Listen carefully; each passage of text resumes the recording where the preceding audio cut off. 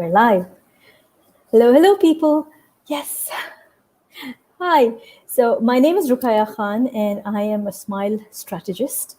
I own an enterprise called Smiletastic, and the idea is to help people build better relationships with themselves as well as the others. This happens to be the first of a series of interviews, and the reason I got Elaine on board as the first person to speak to is because she speaks a lot on communication. She talks about silence, and I just love the way she carries her words.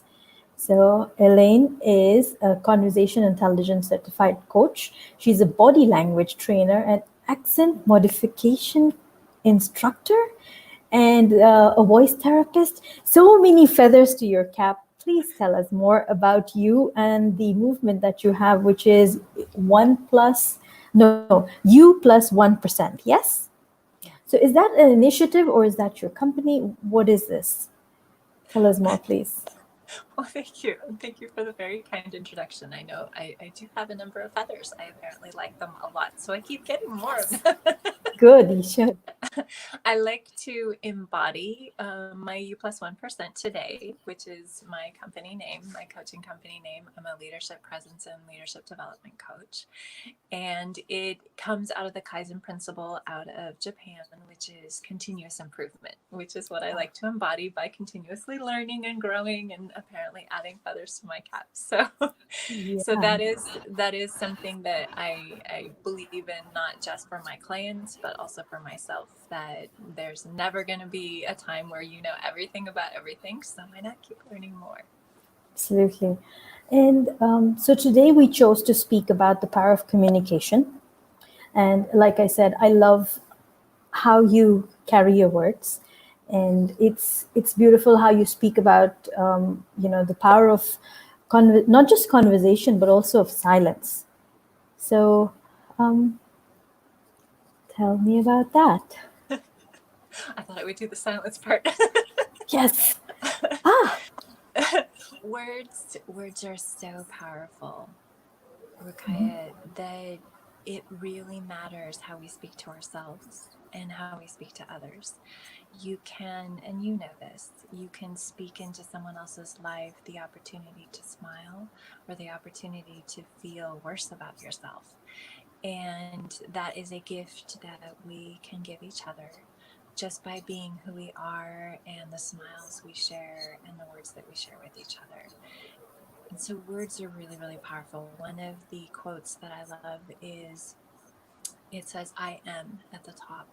And then it says, for the words that follow those are so powerful and will shape the rest of your life. I'm paraphrasing poorly this morning, but it really matters. If we say, I am great, or I am amazing, or I am happy, your brain and your body will start to believe it.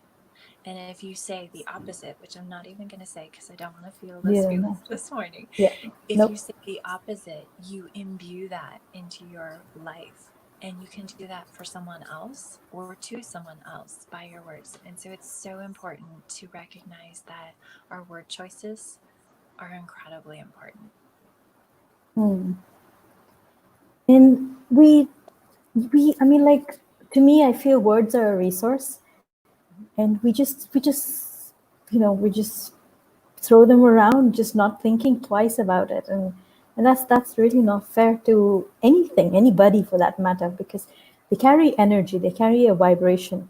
So, yeah. It's absolutely true. I love the other thing that I do right now that I don't talk about as much on social media is that I am a medical speech-language pathologist, and so I'm kind of a neuroscience nerd. But it's something that I love recognizing, that we are one whole being, and how we speak, the energy that those words carry, affects our neurochemistry and how our body actually feels by all of the neurochemicals. You actually did one of your talks that I was watching in preparation for the show, was talking about the dopamine and the serotonin and all those other you ones. have watched them. I did watch it. Good, thank you. And those are so important because those are chemicals that bathe our brain in different feelings, basically.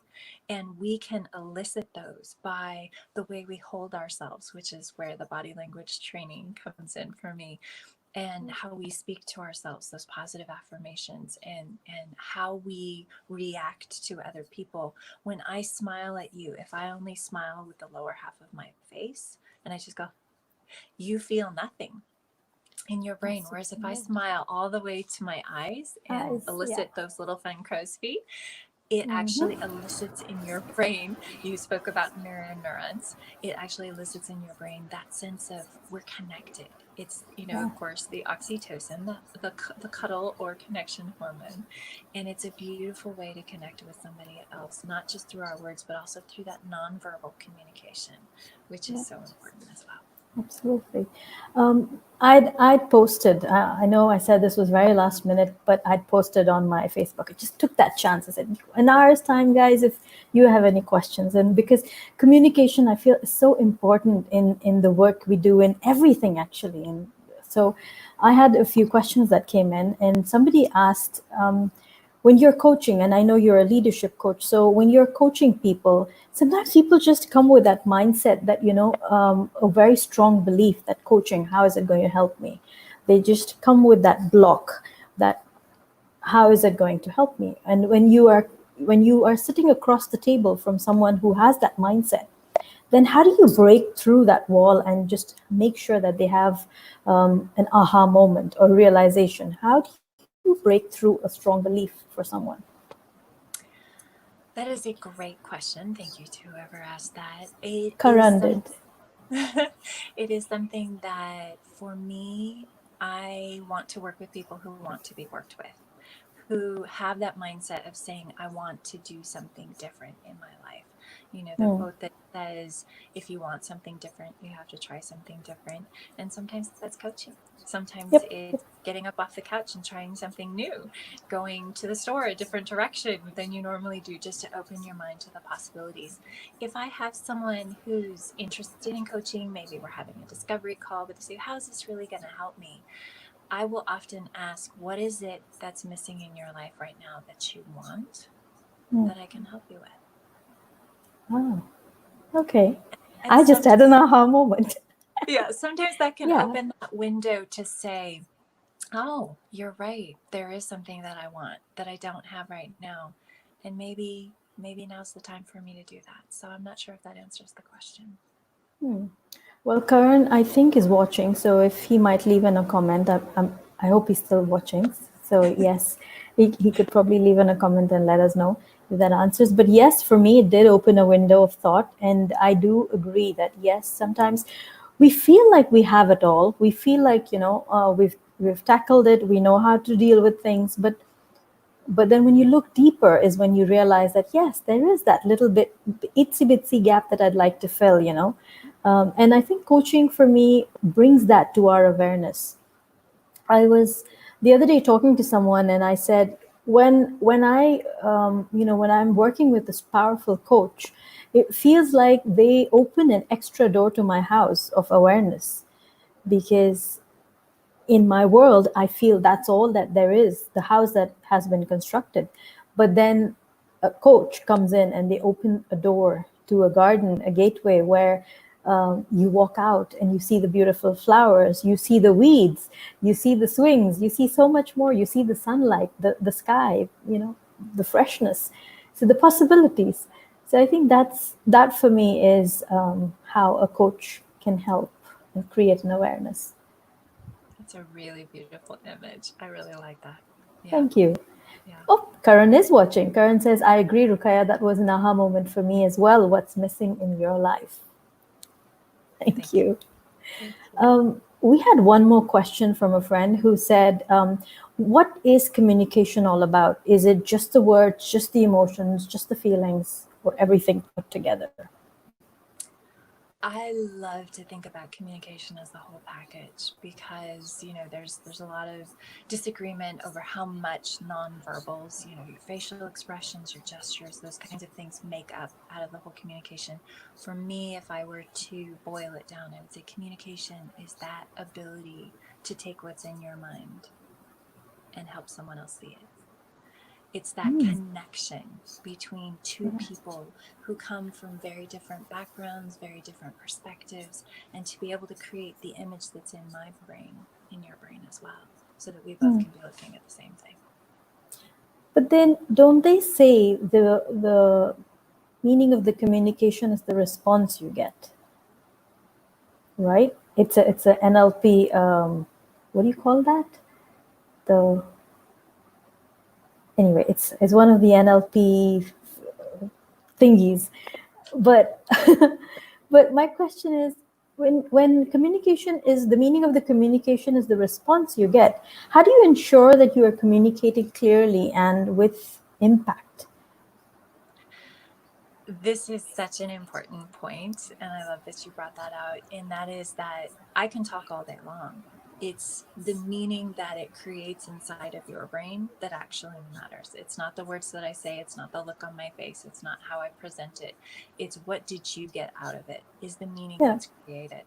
And how we can make sure that we've had a good connection, a good conversation, a good, clear, effective communication is to ask questions.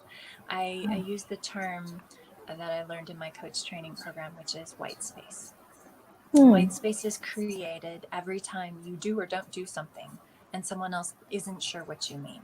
So if you don't fill that white space with the meaning that you intended to help that other person fill that space with, oh, this is what they meant, then that white space will get filled with something, whether or not that was what you intended. So an example I used in a comment I think I made yesterday on someone's post about communication actually was, if you see someone go, oh, when you walk towards them, you may think, oh, they don't want to see me.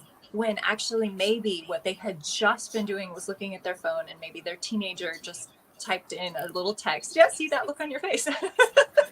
That typed in a text about, Mom, why can't I have this or whatever?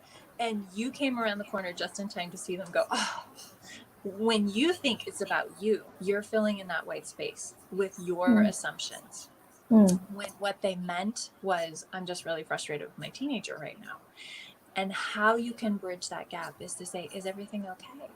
Now, if they say to you, dude, I really didn't want to see you today, then you know, yeah, it did have something to do with you. But if they take that moment to say, oh, thank goodness, someone who has another teenager and I can connect with them, and oh, these teenagers these days, or whatever it is, it's a terrible example. But that is a way to fill that white space with an effective communication, is by asking the questions, making sure that that white space is being filled appropriately with what you actually meant or with what they actually meant, rather than making those assumptions and filling it in for them. I like how you said to fill in the gaps and ask a question. It's sometimes as simple as that. But what if sometimes in a relationship you can't really be so honest? You know, suppose it's your boss, suppose it's a superior, or suppose it's your parents, and you have to be respectful. Then how do you, bridge the gap or ask a question without sounding rude or, you know? And that's a very delicate topic. I will say, obviously, it depends on cultural nuances that occur, and I want to step carefully in that regard. As far as effective communication, I always think there's a respectful way to ask something. Now, what I like to encourage people to do is, why are you asking? Is it because you're not clear, or is it because you're gossiping? Is it because you need to know, or is it just because, hey, I kind of want to this little peek into your life so that I can tell other people? So I like to pause at that moment to say, if this is something truly that will help improve a relationship that you have with someone, it isn't gossipy, it isn't just prying, there is typically always a respectful way to ask something. If you see someone crying, you may say, is there anything I can do to help? You don't necessarily have to say, what's wrong with you? There is, even with your parents, even with your boss, to say, sir, madam, I'm noticing that there has been a shift, and I just want to make sure I'm being a good team player. Is there anything I can do to improve my performance? Is a way to say, what's going on? You seem really crabby today, but doing it in a respectful way, to give both sides of that coin, if that helps. Yes, it absolutely helps. Ah, now I know why you are voice. What is that? Something to do with the voice. The voice. A voice therapist. Yes, because you know how to use your voice so well. You just throw the voice and makes a world of difference. So we have a comment that comes here saying, "This is my favorite topic. Words are so powerful. It can mend or break someone. Both best wishes for the talk. I'm here." That's Amna. And we also have Yusuf watching saying, "Love this discussion, Rukai and Elaine. Lovely. Thank you for watching." And we have Anupama who gives us a thumbs up. She's a good friend. Yes. Um, Brilliant. So we have covered, and you've spoken about silence, and as you probably know from my acronym, the very first thing is silence the mind. So, what's the significance of silence? I love your acronym, the SMILE acronym. For people who haven't seen it, please do go check it out. It's beautiful. Thank you. For me, if you have too much noise in your brain, then what's going to come out is going to be a lot more noisy and a lot Mm, more disjointed. So sometimes having that clarity from within yourself is so important. And different people address this in different ways. Some people exercise by themselves, listening to their favorite music. Some people meditate. Some people do all of the above. There are different things that I do, all of those things, and I like to bake as well. So for me, finding that way to be at peace with myself and to be at peace inside of myself affects the way that then I approach life. mm, If you have a whole storm going on, more of what's going to come out is going to be like little flashes of lightning and thunder and rain. and rain. And the way that you approach your ability to communicate clearly with someone else is going to be impacted by what's going on inside of your head. So being Mm, able to clearly, quietly, peacefully within yourself be able to communicate with someone else can really impart peace into their day or recreate the same storm in your head in theirs. absolutely. For the longest of times, I was thinking that when you're meditating, you're not supposed to have a thought. I was, I know, right? I mean, because and then I have a friend who's into meditation, and we'd meet up at her place, and if we sat down and did a group meditation, I'd be the one who would be the most fidgety, and they'd call me out, and in my head I would be like, I can't do this. This is too much effort. I can't blank my mind. And then finally, it came upon me that it's not about blanking your mind. It's just about watching your thoughts float, not holding on to them, you know? And then it became so much easier. And you can be meditating while doing work. You could be meditating while you're cooking, cleaning, coloring, anything, driving. You could be in your thoughts, but not be latched on to them. So, Yeah. but yeah. No, that's beautiful. I think the most helpful image that I've ever had with meditation is that idea of you think of a blue sky with little white puffy clouds floating by, and those are your thoughts. Good, bad, distracting, whatever. Just watch them go by. Don't get Hmm. attached to them. Don't dive into them. Don't try and swim in them. You know, Don't try which to make sense of them, because sometimes we like to look at clouds and, is that looking like an elephant? Oh, is that a puddle or a swan? So we're trying to make sense out of things that don't need to be made sense out of. They are what they are. yeah. And Yeah. being able to let go on that level is very Hmm. difficult, especially if you've got a whole lot going on in your mind. Being able to just say, okay, they're clouds, they're floating by. But that particular image for me has been really, really helpful. And I love your addition to that. That what shape is that? It doesn't matter. It's okay. Don't try and create elephants and rabbits and out of And it. wizards. Yeah, exactly. Yeah. So being Um, able to create those spaces hmm, for you to have that peace and that silence that you so beautifully talk about, I think is a great way then to be able to turn and approach our various challenges in life and be able to communicate effectively doing so. absolutely. Um, letting go, you said, and I've done the smile workshops in different countries as well. But the one that really has people rolling their eyes is L, which is let things go. The minute I say let things go, the first response I get is, but why should I? It's her fault. It's his fault. I didn't do anything wrong. But you're hurting yourself by holding on to that. And letting go is so, so important, isn't it? Yeah, no, absolutely. I like to think of forgiving someone else, letting something go is stop hugging a cactus. Wow.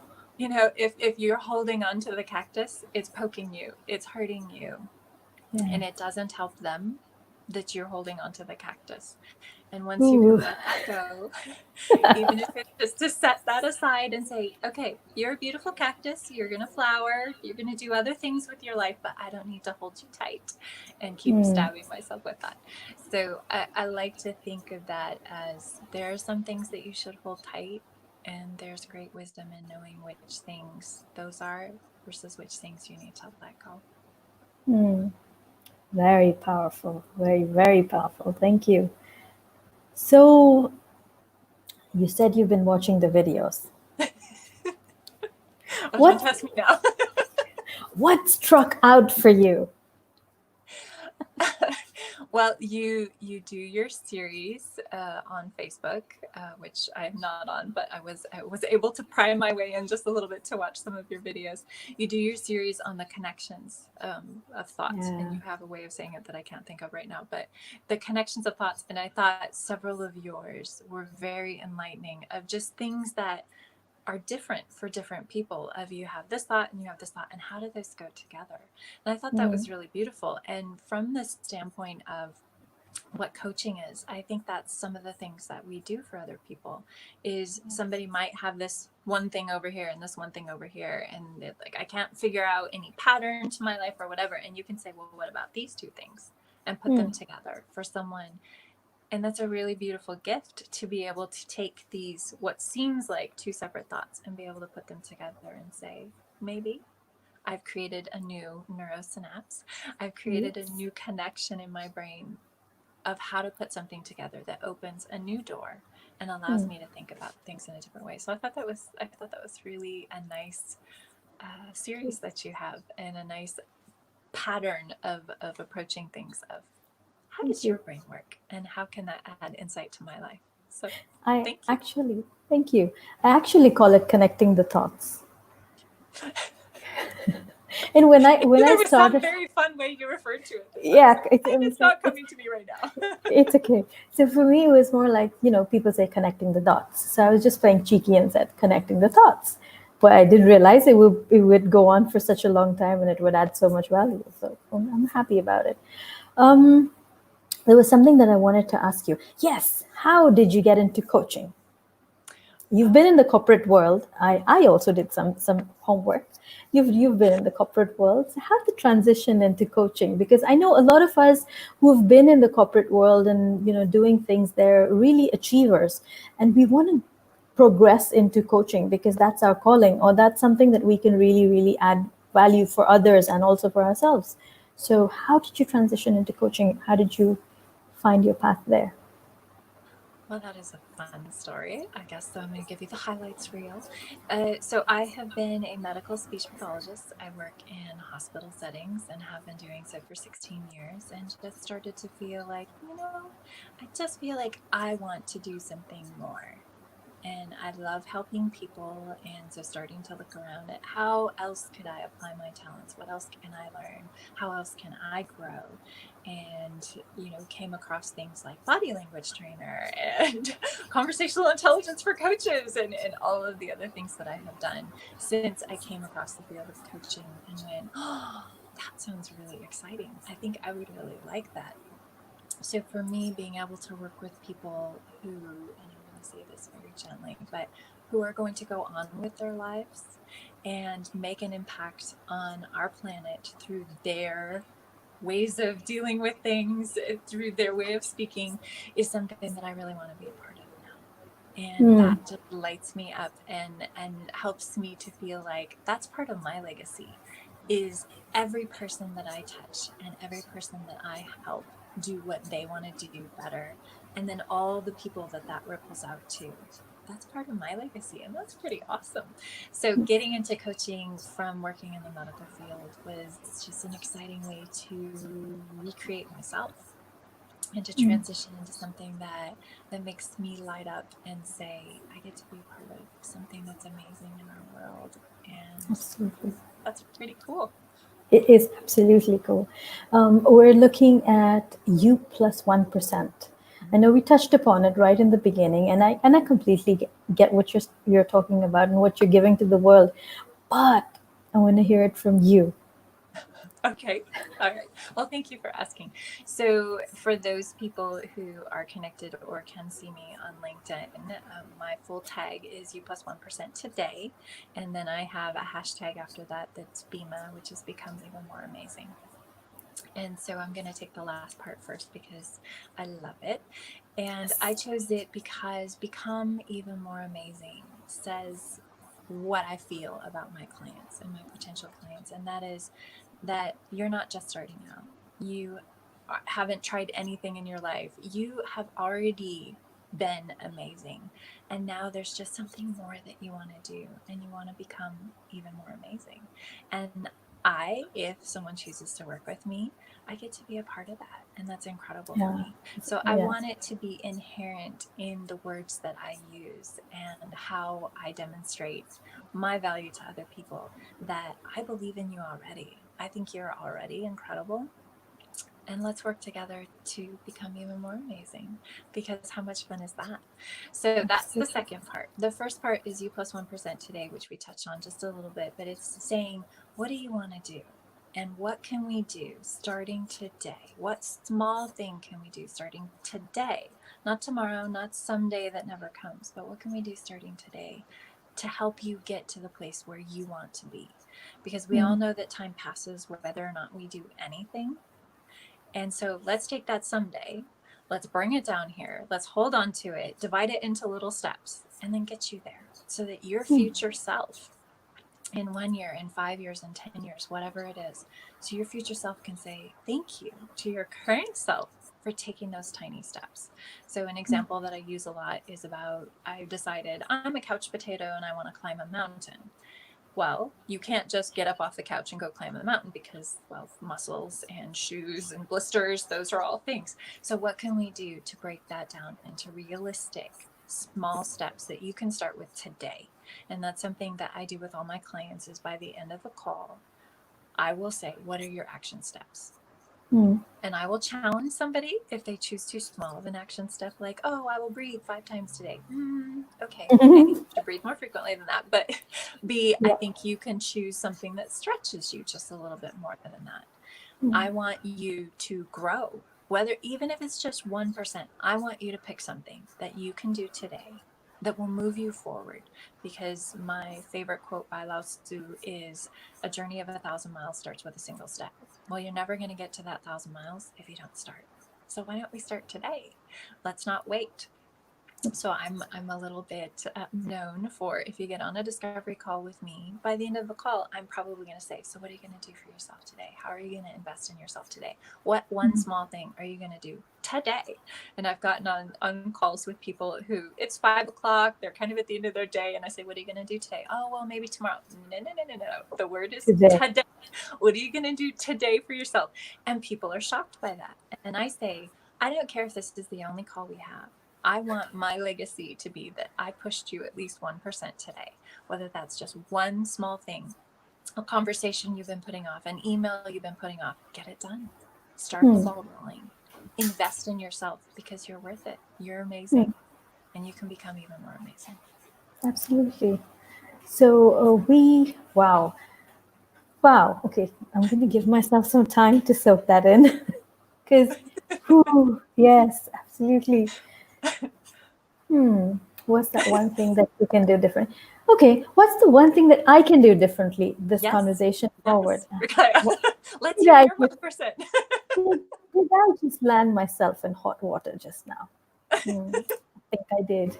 Wow. A little one thing different. Let me think about it. The call isn't over yet. She's like, all right, that's it. The call's not going to be over till I figure it out.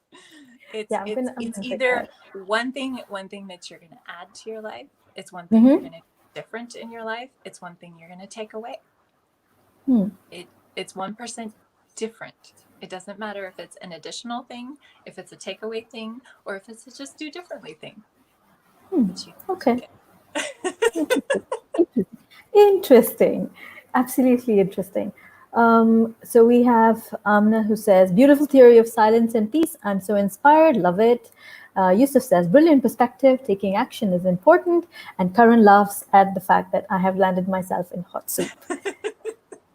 And this is his favorite question too. What is the one thing that you're going to do differently this conversation forward? So yes, yes.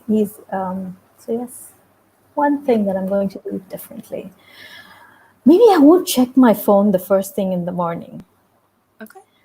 Yeah, because I think we're all so hooked onto online content and that urgency to respond. The urgency to react, because when you're doing it in an instant, it's a reaction, and when you're giving it some time, you're responding.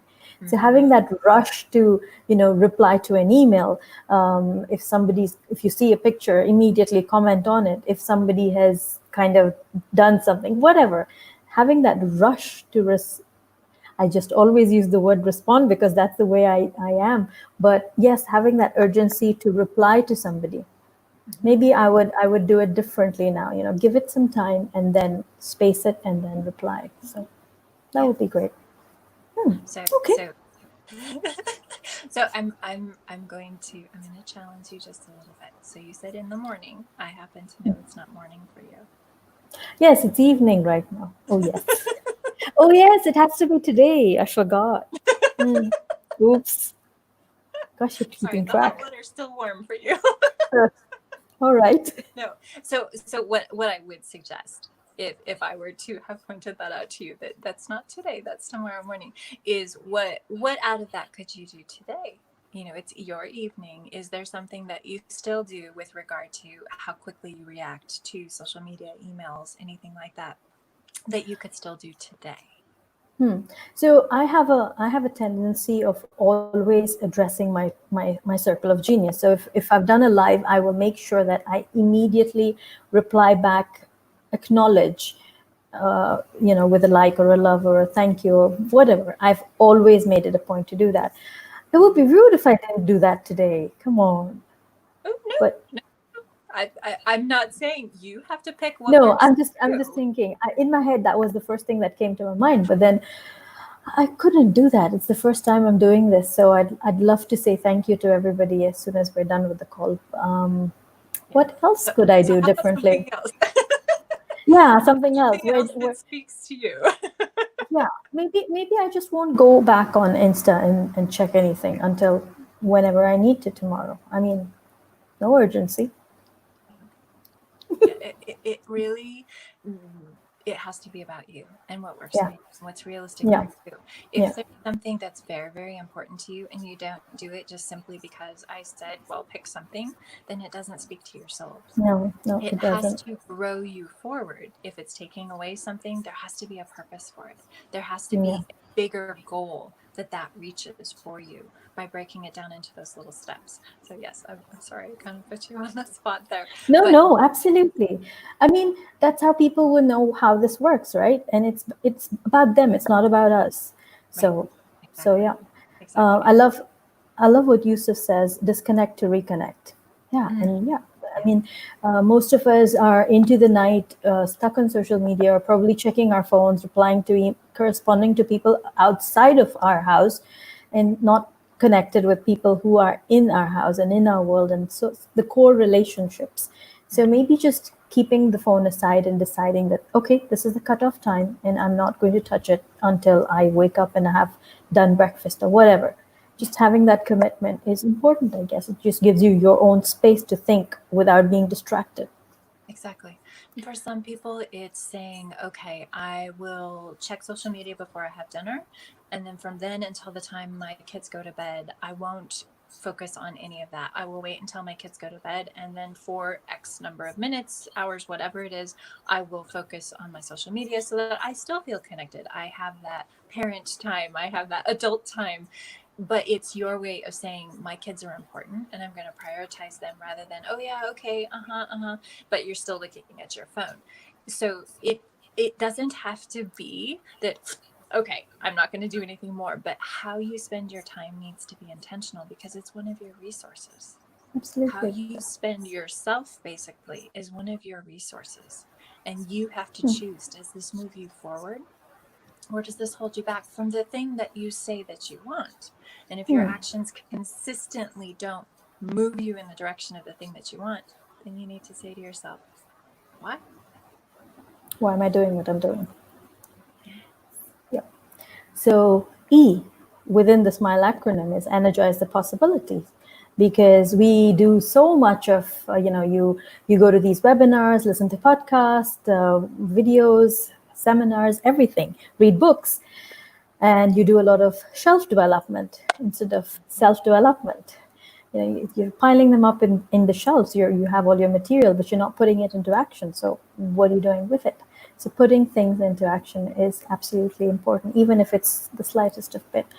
I'd heard from somebody about how the horse rider, when they're sitting on the horse and the spine is aligned with the spine of the horse, and if the rider is slightly distracted, just turns his neck just a little bit to look away, and then the horse also gets out of track and just a little bit of an angle, and before you know it, you're off track, distracted, going somewhere where you weren't supposed to be. You're not on track at all. So yep, slightest of changes, whether for the good or for the bad, make a big difference. Yeah, no, absolutely. There's a saying, and I can't quite think of how it goes, but it's energy flows where the focus Where the goes. Yes, yes, Something along those lines. And yes. I think your example of horseback riding is really incredible. I happen to love riding horses, and it's true. Just that slight positional change will make the horse think that you want to go in that direction. Yeah, It doesn't take a lot. And the same thing applies to ships. You think about 1 degree yeah, change just of where the rudder is, and instead of going to Europe, now you're going somewhere a lot somewhere further else. south or north. and Yeah, and the same thing applies to airplanes. If you change the bearing by just 1 degree, you will end up somewhere different than where somewhere you thought you were going to go. And so that can be a really exciting thing to say, okay, it feels like it's too big of a change for me to change careers. Well, what's one thing you could do today? You could start reading a book about a different topic that you're interested in, and then maybe take a course, and then pretty soon you've changed your bearing just enough that now you're in a new career. And how exciting absolutely. is that? And it didn't have to be Mm, I've done it all at once. I jumped to the top of the mountain and I don't know how I got here and I'm disoriented. So it's a really beautiful way to say, how can I get from where I am to where I want to go, just that one step at a time? And to make sure that your focus is in that direction. Make sure how you're spending your energy, which is your E, in going in the direction of where you say mm, you want to go. And checking yourself every once in a while to say, are my mm, actions lining up? Is my plan lining up? And otherwise, maybe I need someone to help kind of steer mm, me, mm. if you will. Yeah, yeah, yeah. So M, manage your attention. Mhm. M stands for manage your attention. Where are you going? What are you doing with your time? And I guess, is the one that we haven't touched upon, is identify your intention, the power of intention, and knowing why you're doing what you're doing. So powerful. Super. Okay, I'm going to. I have a list of my quotes, and I know this wasn't planned, but I'd like to go to that Okay. on my phone and quickly ask you to tell me a number. Just a second. I should have planned this better. We can be spontaneous. It's okay. Yes, why not? So, So how I got into writing was one fine day when my son, who was 8 months old, was sleeping and my daughter was working on her homework. I said I did not want to do. I said, there must be more to life than diapers and dishes. And I asked a powerful question. And that's when doors opened for me to start freelance writing. So it's always been about words. So I call myself a wordsmith because I deliver stories in print as well as on stage now. So a wordsmith. But it's always the power of questions, isn't it? And we think we're seeking answers, but I think we should seek the right questions. What's your take on that? Oh, absolutely. I agree with that. If you don't know the question, how can you know what the right answer is? Hmm. Did you just twist that around? You really must know what those questions are to know how to answer them. Because if you Hmm. come into a room and someone says, "What's your answer might be, "Well, my name is Elaine," or your answer might be, "I'm, Look. I was born in a particular place," or "My parents do this." If you don't know what the question is, you can give answers all day long until you might guess upon it. Hmm. It's kind of like that funny little game that kids play where they'll say, "Oh, is it a plant? Is it Ah, a yes, animal?" To try and narrow down what is it that I'm trying to guess. Until you know the question, you're not going to know the right answer. absolutely. So it's about seeking the questions, asking smarter questions, and then coming to the right answers. Hmm. Yeah. Okay, so tell me a number between 1 and 558 because that's the only list I have with me at the moment. Okay. Any number. Any number, shoot a This number. this is where I'm going to answer without knowing the question. Oh, sorry. Yes. Sorry. From between 1 to 691. 691. Any, any. 393. Whoa. Okay. All right. Spontaneous it is. 393. And the lucky quote she picked for herself is, whoa. Lingering on what has been can keep you from what could have been. Oh, that's a It's, very good point. yeah. So, your thoughts on this? Lingering on what has been can keep you from what could have been. I'm pausing on that last bit. Lingering on what might have been means that you're looking backwards. You're not focusing on what is possible. I like to say that sometimes, I'm going to go back to my letting go thing. Yes, Sometimes you please. have to let go of something that's okay, or that's good, or it's not bad, in order to make space in your life for something that's great or Mm, amazing or fabulous. So, lingering on that says, I'm sitting in a place, I'm not moving forward towards a different place. I'm not allowing the new space in my life to continue growing, to continue learning, and to moving forward. Um, so, I'm not really wrapping around that last bit of lingering on what might have been. You're going to have to read me the last part again. Lingering on what might have been keeps you from what could have been. Could have been. See, both of those are very past thinking to me. Mm, mm, I'm going to say that I would interpret that as lingering on what has been keeps you from learning how you would do it differently if the situation if a similar situation comes up, from learning from that situation about what might have been had you done something different, I guess is how I'm going to interpret that right now. super. Thank you.